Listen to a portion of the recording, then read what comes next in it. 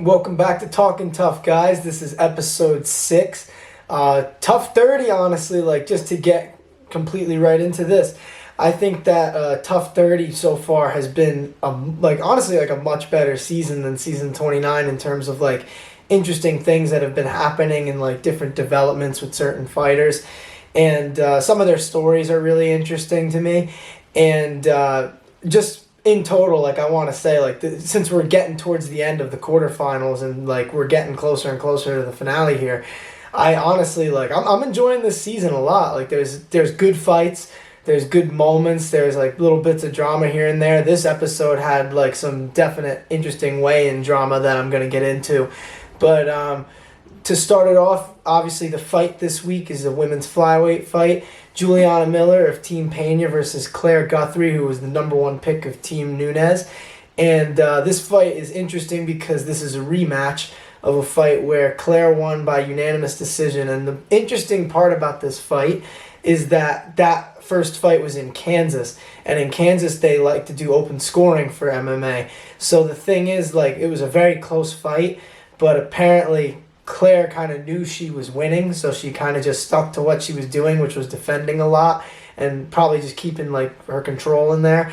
But the thing is, I don't know, that's part of the reason why I don't like open scoring. It's not because of Claire Guthrie or anything, but it's just the trend of just when a fighter is up by a lot, on the scorecards, or they know that you can't tell me that doesn't affect the way they fight, because especially in a 5-round fight, if you knew you were up 4-0, you're not going to be taking risks to finish the fight in round 5.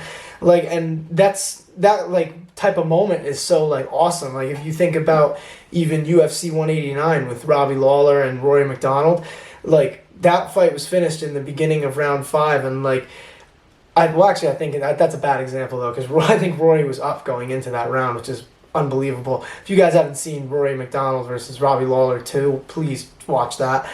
But anyway, back to this though, I just think that it's hard for a person who's winning the fight to not coast a little bit, considering that even if you lose the round, you're going to win the fight. And Juliana Miller, she's awesome. She fights with so much heart, and I don't mean this in a bad way. This is just the way that MMA kind of is. There's people that are they're fighters, and they're coming to scrap and they're coming to do damage and win that way. And then there's competitors, and the competitors are looking to do the same thing, but it's more controlled. They're trying more to win than they are to finish their opponent and prove something crazy. But the thing is, I was kind of wrong about that though, because I thought that Juliana Miller was more of the fighter and Claire was more of a competitor. But as I'll get into with some of this weigh-in drama with Claire, she truly embodies that fighting spirit. So I thought that this one was fantastic, and I can't wait to just get into it. But before I do just want to note one more thing. Juliana Pena, in the beginning of the episode, she took her team for a big hike, and they all seem to enjoy it. It breaks the rhythm of just train, go to the house, train, go to the house. And I just I've been saying this since the first episode. You guys who have been sticking with this, definitely have seen me say it before. But Juliana Pena has been coaching so well. Her team loves her. She cares so much about her fighters. She constantly talks about it, how it keeps her up. She watches their fights. She game plans relentlessly. And then you look on the flip side to Amanda Nunes' team, and they don't seem as connected to their coaches as Team Pena is. And I can't even say that that's not without facts behind it anymore, because you had Kat Paprocki, after she lost, she mentioned that she didn't really have that great of a game plan going in, and that made her tentative, but she just didn't feel comfortable enough to say it. And Bobby Maximus, he was talking about some of Team Nunes' fighters and the talks that they've had with him, and they don't feel sometimes that they're getting put in the best situation to win, which is, on a thing tough, that's a no pun intended, but that's a tough feeling. And they have each other in the house, but if you don't have your coaches helping you out there, I don't really know how a lot of them are expecting to do too well. And so far they really haven't. we've gone through 6 episodes at this point, and Team Pena has won most of the matchups. I think the only ones that Team Nunes has won was the Eduardo Perez fight and the Caitlin Neal fight, but the rest has all been Team Pena. And I just think that her coaching is really making a difference right now, and like she just seems so at peace, like especially now that she's proved that she could beat Amanda Nunes, which nobody really thought that she was going to be able to do besides her and probably her coaches and training partners. But you know, you got to give her the credit now. She's so mature, clearly, and I think that she's really entering like a different era of her career, because you know she had some mixed results early on, but you know now she's a champion and she's going to be fighting Nunes in the rematch, which I can't wait for. But I definitely wanted to talk a little bit about just how much I enjoy watching how much her team is bonding with her on this season. Like, you could just tell that she's an awesome coach, and I just wanted to highlight that so much. And I guess from there we can just get right into her fighter, Juliana Miller. So Juliana Killer Miller, I will say I'm a fan so far. Like, she seemed cool as like the show was like going on in these first few episodes anyway, but obviously like when the fighter actually has a fight lined up, they do more of like a promotion of them, and they talk specifically about like their stories and like how they train and all that. So Juliana Miller has an interesting story. She comes from a broken home, and she was raised by her grandmother, who she clearly loves like dearly. She's getting up there in age, and Juliana said that she like obviously wanted to spend as much time as possible with her, so it was a little tough. Again, no pun intended, but it was a little bit tough to go into the tough house knowing that, like, you know, she could get sick at really any point, and like it's definitely a tough thing, like when it's someone who raised you like her grandmother did to her. And she, after that though, she kind of like, she pointed out how she was in an abusive relationship, and that's kind of what led her in the direction of fighting in the first place, just because, like, you know, she had to get like abused by her ex-boyfriend, and after that there's just so much anger and like frustration that you want to let out, and like you don't want to feel defenseless after that. So because of that, she started training MMA, and she loved it. She trains out of 10th Planet San Diego, which is a good team. Anything in California, I always say, is like a good place, because there's just so much out there. Like, you have all the training partners and resources in the world. So I think that that's a good spot for her to train, and she clearly loves it there. And, you know, she clearly has like a great heart, and she's had a tough upbringing, but this is clearly like, you know, this is a good spot to be in if you think about it. Like, you're trying to get in the UFC, tough isn't a bad way to get there. It's a hard way to get there, but it's not a bad way to get there. So I would imagine that Juliana Miller is at least at peace with that, just knowing that, you know, she's made it this far, and, you know, we don't know what's going to happen throughout the rest of the show, but, you know, I'm a big fan already. Like, I think that she seems like a cool person. And with that, I'm just going to get into Claire Guthrie of Team Nunes. Claire Guthrie definitely is a little bit different than Juliana Miller personality-wise, I think.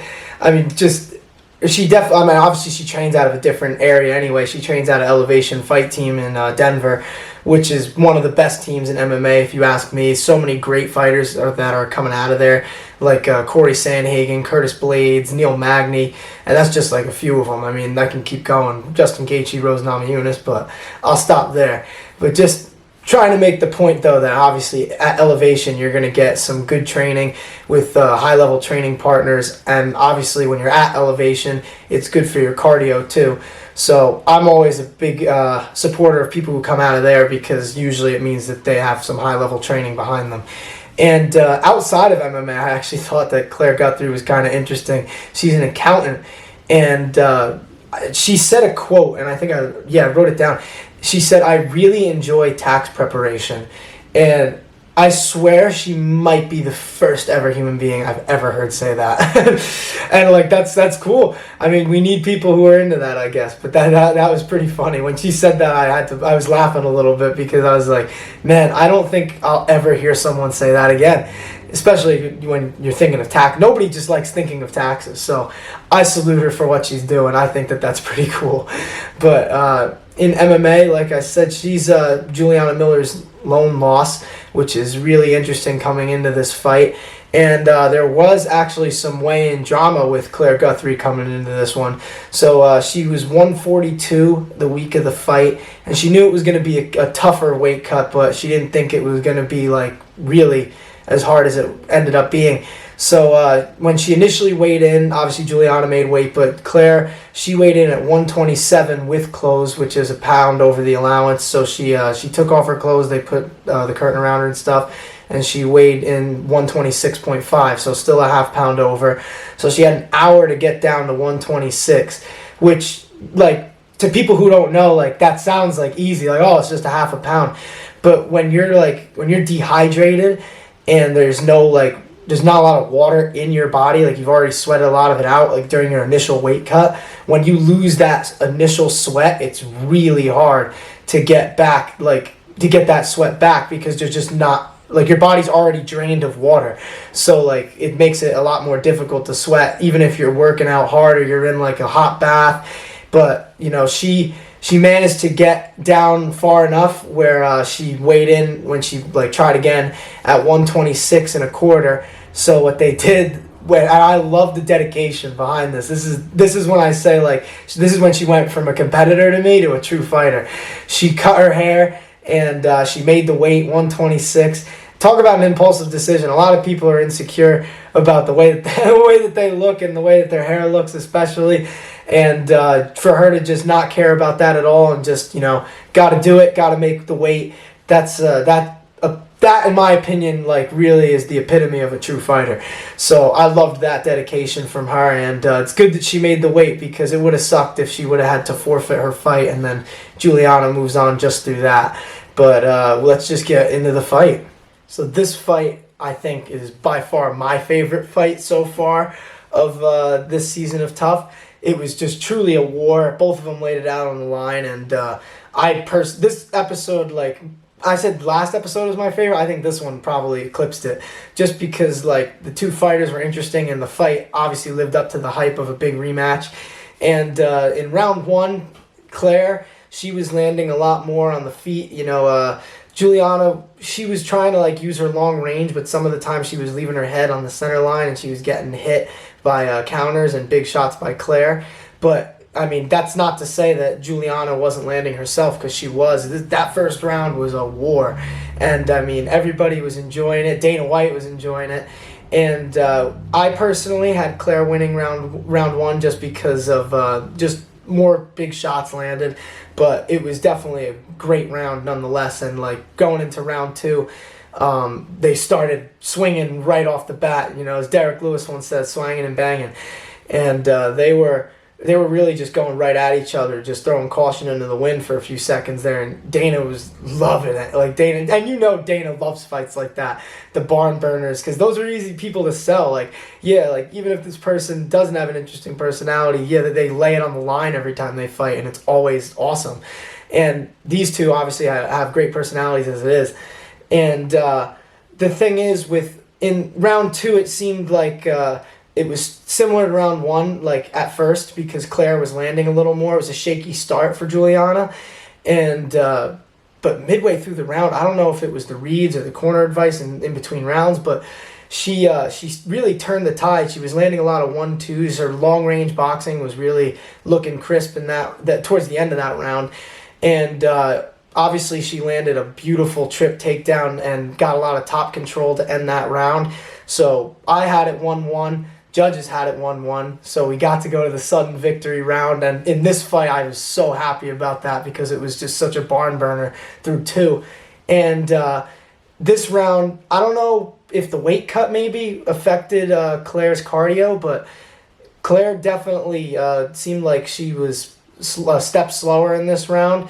And it was just, in my opinion, it was all Juliana Miller. I mean, she was using her jiu-jitsu outstandingly. Like, I don't know if that's a word, but we're going to use it anyway. But she got the fight to the ground, and she was just winning a lot of the scrambles, even off her back. Like, it was just incredible. She landed a couple like pretty nice shots, like on top, like when she had her back for a little bit. And she did have a pretty nice armbar attempt that she actually managed to hold on to within like a crazy scramble, which I thought was so impressive. And just despite that, like her ground game is clearly so like unorthodox and puzzling. Like a lot of people don't know how to fight against that because I'm not even used to people nowadays like using a lot of like jiu-jitsu and MMA because you're on your back, but Juliana, she used it well in this fight. She landed a lot of shots when she was on top, and she did have those submissions or submission attempts, I should say. But like I said, this round was all Juliana. I mean, there was one moment when Claire ended up getting up towards the end of the round, and I love that she tried to go for a guillotine because like there's so many fighters nowadays like that I talk about. Then you see like whether it be that they're too tired or they just don't feel like it's worth it or something, but when it's like the end of round 3 and like you're down, I love when they just go for it. And excuse me, but in this one, Claire, she went for a last second guillotine. I think there was like 20 seconds maybe left when she tried it, and like I respect that just because you gotta go for it sometimes. And she knew that she had to win this fight, and that was probably the easiest way that she was going to do it, albeit low odds. And she tried. It was a nice little attempt. If she would have been able to get her right leg out, I would have been curious actually to see what would have happened. I think Juliana probably would have been able to survive just from watching her jiu-jitsu over the course of this fight. But it was a nice little attempt, and I liked the last second attempt at winning. And Juliana won the round, won the fight. And I thought that was definitely fair, obviously. And just the thing with Juliana Miller, she has great jiu-jitsu, and she can get into good scrambles from anywhere. She has sweeps off her back. She's good on top. She's good. She has great back control, and she lands ground and pound too while she's doing it. And you could even see like just through her struggles in like the first round and a half maybe of this fight, like she can get through the adversity. Her toughness is there. Her heart is there, and honestly, this fight made me a huge fan of hers, and like this was a great showing by her. And the thing is, we'll see where this goes from here. It was a great win, and it sucks too that Claire had to lose because I think Claire is a good fighter too. I mean, obviously, Team Nunes valued her highly, picking her at number 1, but the thing is, I just think that Juliana's long-range boxing in round 2 probably wore Claire down, and obviously like the takedowns don't help when you're trying to get up and you're already tired. But Miller she did really well in this fight, and you could tell how good she is on the ground, and her, like I said, her long range boxing is getting a lot better, it seems.